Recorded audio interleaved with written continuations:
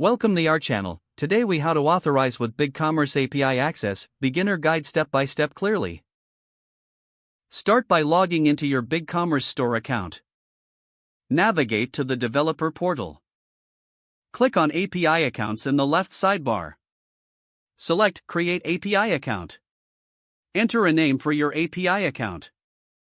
Choose the desired store and API path for the account. Set the necessary permissions based on your requirements. Once you finish, click on the Save button. After saving, you will see your newly created API account. Note down the client ID, client secret, and access token. Open your preferred code editor or API client.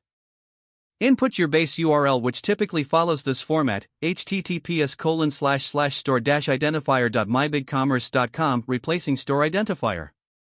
Prepare to make your authorization header. The authorization header must include your access token as a bearer token. Format your header as follows: authorization, bearer your _access token. Set the required headers for your API requests. You may also include content type, application/JSON for JSON requests.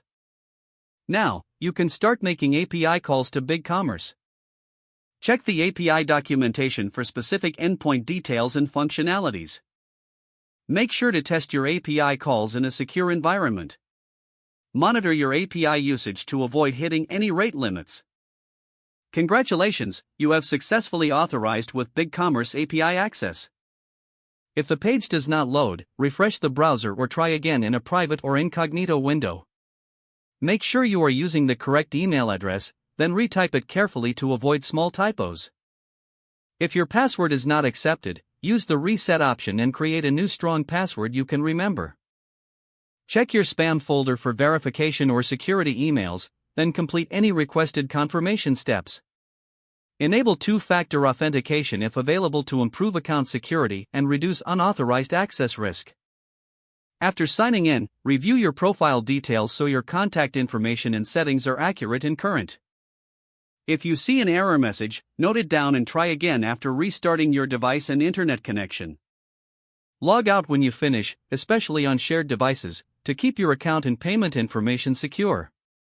If the page does not load, refresh the browser or try again in a private or incognito window. Don't forget to like this video and subscribe to our channel for more step-by-step tech guides.